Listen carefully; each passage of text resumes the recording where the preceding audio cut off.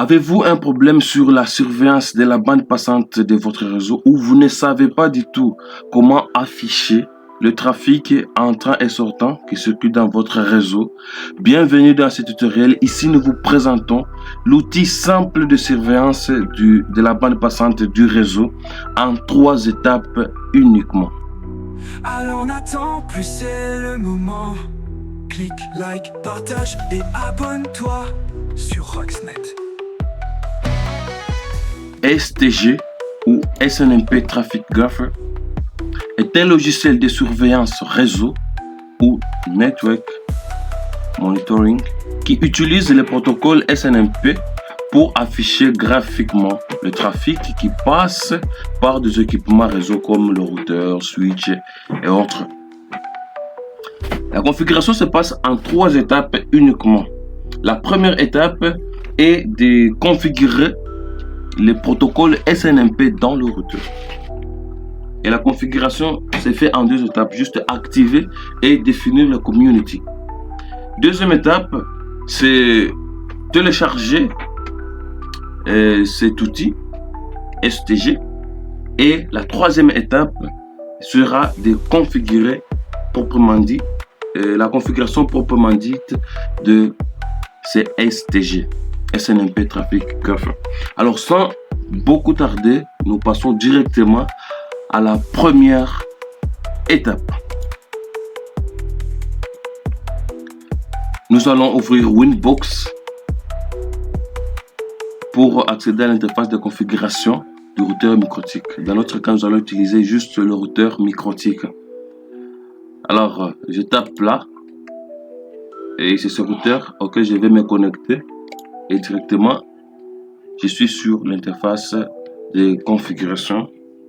Je vais passer des zoomer si possible. Voilà, c'est déjà à la fin. Je pense que ça, je vais faciliter. Avec ça, je vais faciliter un peu la vie. Et le protocole SNMP, Simple Network Management Protocol, se trouve toujours dans IP. Moi, je vais entrer dans IP et je vais choisir SNMP. Voilà comment se présente cette boîte de dialogue et je vais juste activer, c'est pas compliqué, c'est juste activer et laisser toutes les informations comme ça sans toucher, mais je vais renseigner quelque chose ici, c'est le community. Community, c'est, tu peux mettre le nom de votre entreprise ou n'importe quoi, ce que tu veux, mais tu auras à l'utiliser sur l'application proprement dit. Alors, moi je mets test. Je fais test, j'applique et OK. Vous allez voir que le test va s'afficher là. Ça va s'afficher tout justement là. Donc ça c'est le community que je viens de créer. Vous pouvez créer beaucoup et vous allez les utiliser sur l'interface de configuration de STG. Alors c'est fini avec la première étape. Nous passons directement à la seconde étape qui est de télécharger cette application. Pour télécharger, je passe par le navigateur et je tape SNMP Traffic Graph. On me présente pas mal de résultats, mais ce qui m'intéresse moi c'est ça. Vous allez chercher juste ça. Et je clique là, du coup on me présente les liens de téléchargement. Donc current version. Je peux télécharger ça ou ça. Mais comme j'ai déjà fait, vous allez cliquer ici. Je vais aussi vous mettre les liens dans la description. Vous allez juste cliquer là et télécharger. Après vous allez télécharger, comme c'est un fichier qui sera compressé, vous allez juste décompresser et lancer et copier ces fichiers STG sur le bureau. Donc ce fichier compressé est composé de 3 fichiers. Donc c'est un dossier compressé. Il est composé de 3 fichiers. Et dans ces 3 fichiers, le fichier qui va vous intéresser, c'est le STG. Vous allez copier ça sur le bureau et directement le lancer pour commencer la configuration à la 3e étape. Et pour la configuration, c'est un fichier exe, ça ne demande pas l'installation, c'est juste décompresser le dossier et arriver à ouvrir le fichier STG. Alors le fichier est déjà ouvert là-bas, je vais essayer un peu d'agrandir pour vous faciliter la vue. Bon. Ces fichiers n'a que 3 menus, File, View et Help. Nous, on aura utilisé le file et le view. File, il y a new file, c'est pour ouvrir un nouveau fichier. Il y a open pour ouvrir un fichier déjà configuré. Et ici, il y a save et save as. Save pour enregistrer, comme nous le savons toujours, et le save as pour enregistrer. Mais aujourd'hui, maintenant d'abord, on va essayer de configurer ce STG. Je vais taper sur, je vais cliquer sur View et Settings. C'est dans Settings où tout est configuré. Alors, sur cette fenêtre, il y a Target Address. Et sur Target Address, vous devez renseigner ici, tout justement là, première case. Vous allez juste renseigner l'adresse IP de votre passerelle. Ici, c'est mieux de renseigner l'adresse de passerelle de votre fournisseur parce que c'est sur cette passerelle où va passer tout le trafic du routeur. Alors, moi, je viens ici, je renseigne l'adresse de ma passerelle et 10.10.10.1. C'est juste ça, c'est juste l'adresse sans masque ligne, sans masque réseau. Alors ici, je vais sur Community, je vais écrire ce que je configurerai dans le routeur. On a écrit ici test. Je mets la même chose. Au cas où je n'aime pas le test ici, ça ne va pas marcher. On va tester ensemble à la fin. Mais il y a quelque chose de plus intéressant. Ici, c'est le green OID et le blue OID. OID d'abord, c'est quoi? C'est l'identifiant de l'objet. Donc ça identifie les différents trafics dans le routeur. Object Identifier. Object Identifier, c'est dans ce contexte de SNMP, Simple Network Management Protocol, est un identifiant unique qui permet d'accéder à une information précise. Donc une information bien précise d'un appareil réseau. Par exemple, nous allons accéder juste à des informations qui cadrent les trafics entrant et sortant dans le routeur. Alors nous aurons besoin d'un identifiant des trafics entrants et l'autre identifiant des trafics sortants. Alors, les trafics entrants seront en vert. C'est pourquoi ici vous voyez le grid OID. C'est là où nous allons mettre le trafic et l'identifiant du trafic entrant. Alors, où est-ce qu'on peut trouver cet identifiant? Cet identifiant est trouvé dans le routeur microtique. Je vais essayer encore une fois de me connecter dans le routeur. Toujours avec cette adresse.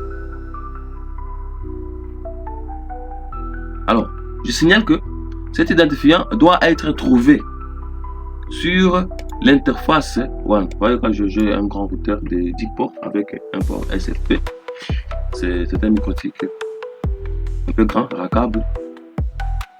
Moi, j'ai mis un commentaire. Si vous n'avez pas encore fait, c'est juste cliquer droit sur l'interface WAN. Ça, c'est mon interface WAN. C'est là où passe tous mes trafics dans du réseau. C'est un port où j'ai mis le câble du fournisseur. J'ai fait clic droit là-bas et j'ai cliqué comment. Donc je vais écrire un commentaire par exemple.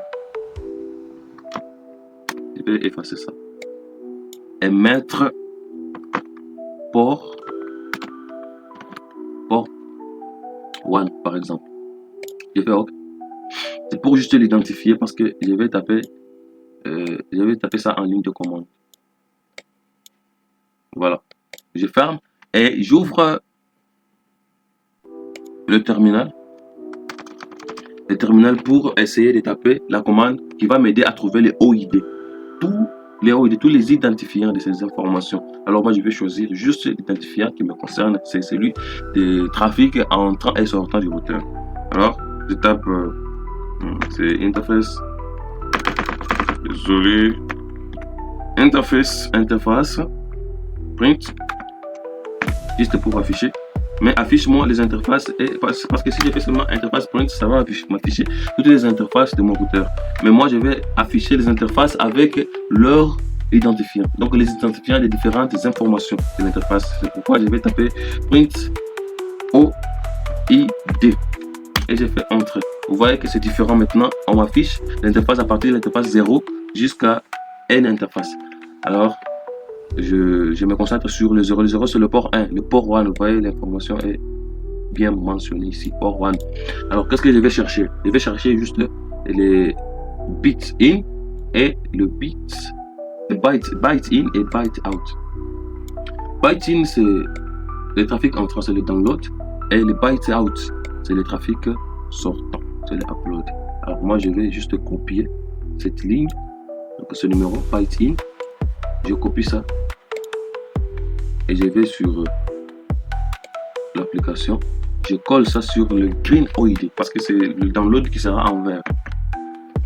Je colle ça ici, je rentre dans le routeur, je cherche sur le même port le trafic des byte out. Moi j'ai choisi le port 1 parce que c'est le port 1 où est branché le câble du fournisseur, et c'est sur quoi tout le trafic va transiter.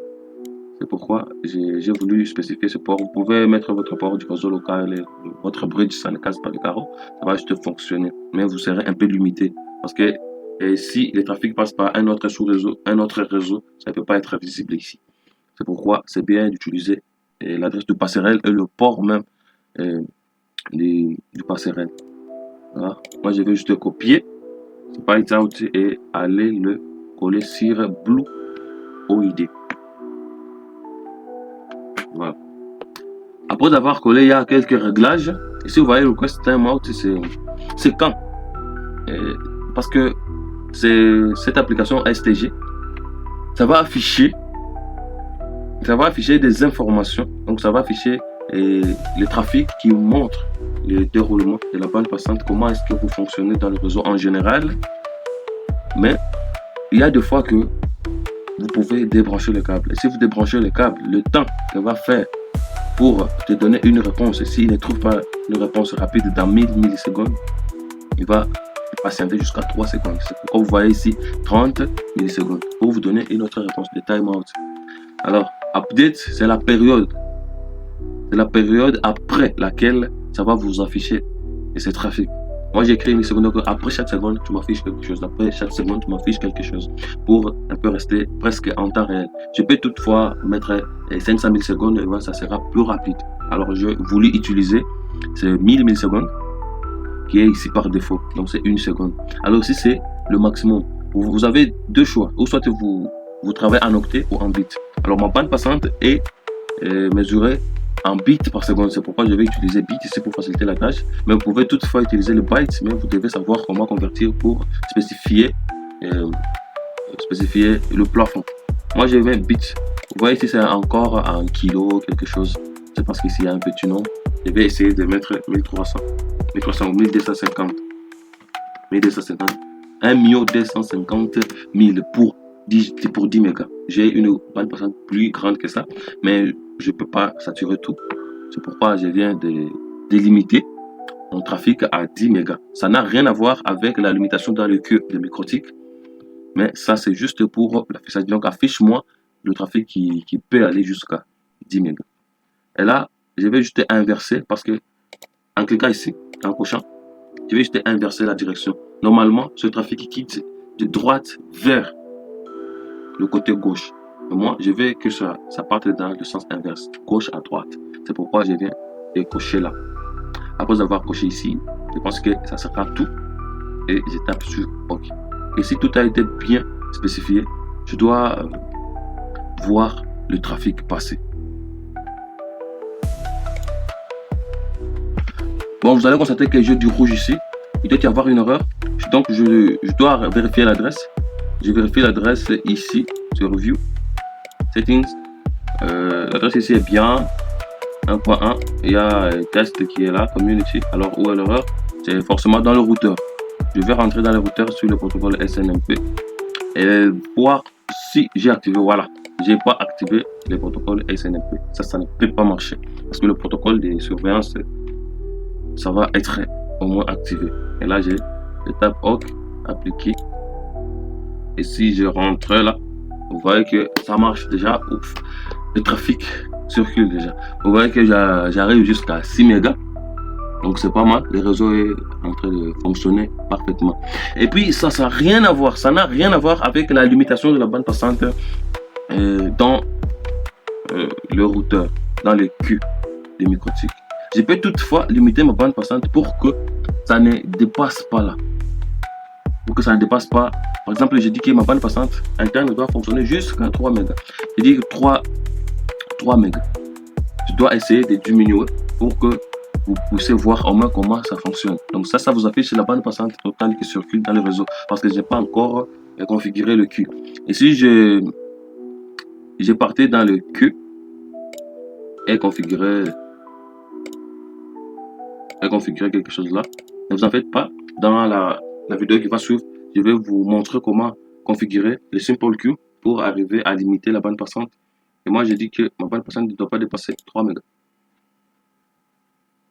En upload, 3 mégas. En download, 3 mégas. Voilà.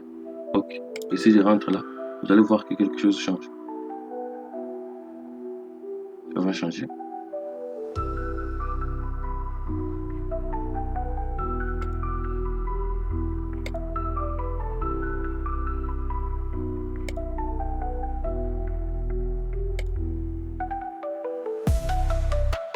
Bon, ça devient un peu bizarre. Mais je dois complètement changer parce que j'ai essayé de modifier la bande passante. Alors je vais fermer ça pour autant enregistrer ça.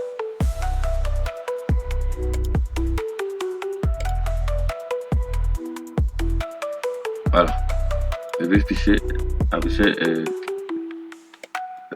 la bande passante là-bas parce qu'il y avait beaucoup de fichiers. Mais au moins vous savez comment arriver à visualiser les trafics.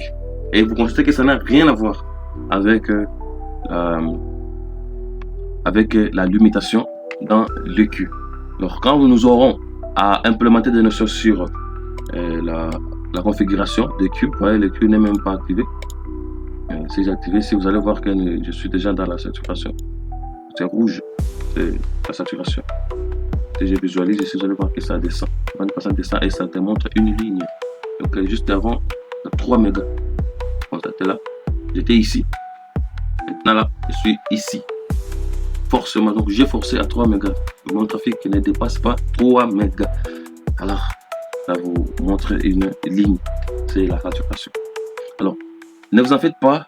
Dans la vidéo qui va suivre, je vais vous montrer comment arriver à limiter le trafic aux différents utilisateurs pour essayer un peu d'optimiser l'utilisation de la bande passante dans notre réseau. Si cette vidéo vous a plu, n'hésitez pas de vous abonner, d'activer la cloche de notification et de partager la vidéo pour nous aider à progresser.